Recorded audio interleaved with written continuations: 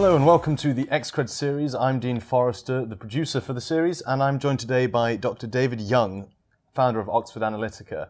Now, David, you worked on the National Security Council during the time of Richard Nixon. What was it like working for Henry Kissinger? Well, he, and anything I say here would be in the public domain. He is a very brilliant man under huge pressure at the time. This is 1969, 1973. He was very demanding, but also got the most out of people. There's a very well-known story where one of his aides comes in, has written a paper for him, and he takes it home and comes back the next day and calls the aide in and says, "Is this the best you can do?" and gives it back to him. And then the aide comes back and gives it to him. He takes it home again and comes in the next day. "Is this the best you can do?" And after 2 or 3 days, the aide brings it in and he says, "Okay, now I'll read it." And that has gone down as kind of legendary in terms of making sure people did their very, very best for him. What was the most surprising thing you took away from working in that environment? In the White House. Probably the fact that there is an amazing amount of, I don't want to say infighting, though today we're seeing this in like on steroids. In the new book by Woodward called Fear kind of encapsulates that thing in between different departments, different individuals. The probably biggest takeaway is that human nature doesn't change. Human nature is human nature, and self-interest prevails over virtually everything else. And the surprise, was that everybody there wasn't focused on, here's the goal, we're all going to work together on it. Everybody had their own different angles on it. And before I went to the White House, I went to see a very prominent American from the Second World War named John J. McCloy, and he served every president from FDR in the 30s through to Bill Clinton, I think, when he died in the 80s. And I went to see him and said, "I've been asked by Kissinger to come and be his aide in the White House." And he said, "Just remember, there'll be a lot of intrigue in the palace when you get that close to the throne." And I actually didn't quite know what he was talking about. Wow. But that was a very bit of profound insight into what goes on.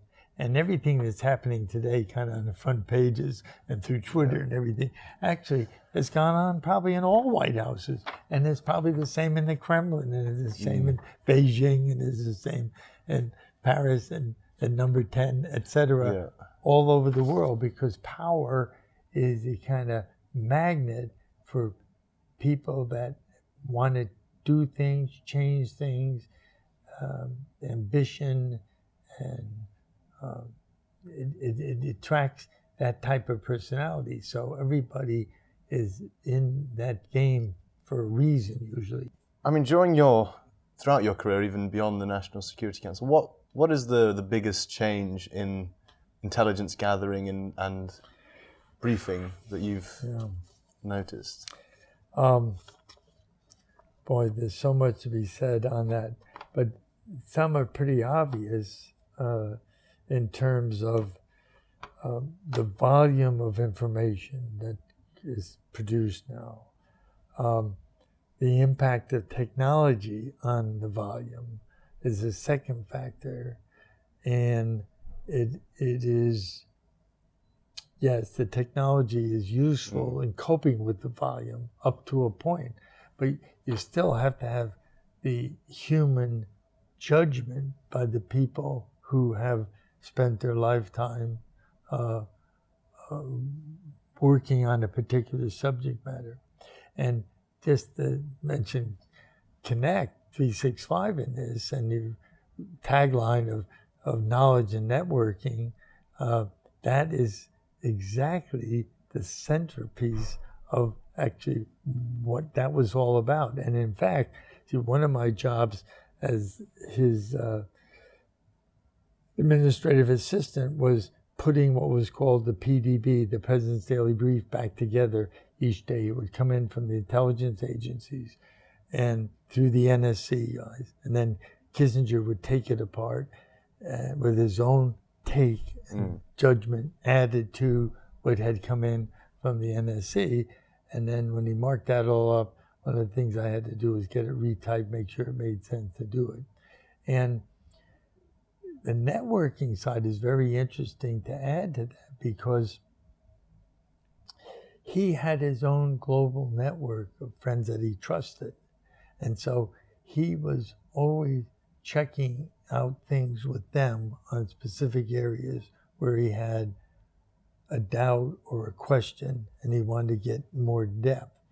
And that idea of actually tapping into the intellectual capital of his university friends. In fact, there's a new book or an article just by Al Ferguson in the last few months on Kissinger's secret of success. And he basically is saying his global network and his ability to tap into people.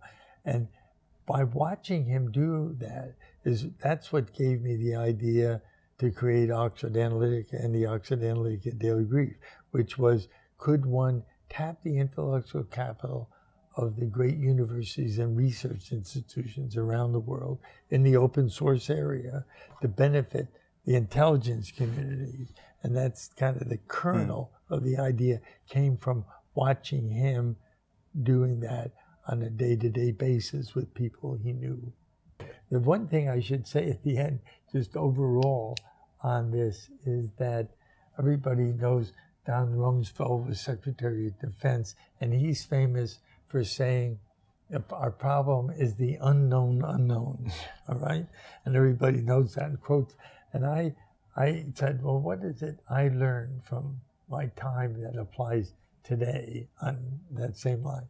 And I've written it out. I just want to read it here. We know what we know, and we know what we want to know, all right? This is whether you're in business, in academia, wherever you are working on. We know what we know what we want to know. But we don't know what we should know, and we don't know what we don't know. I mean, that's the flip side of unknown unknowns. And people just assume they know what they should know. But that's not the case. We don't know what we don't know. And that's really the key. And I think this actually goes to your whole business in Connect and our whole business in Analytica.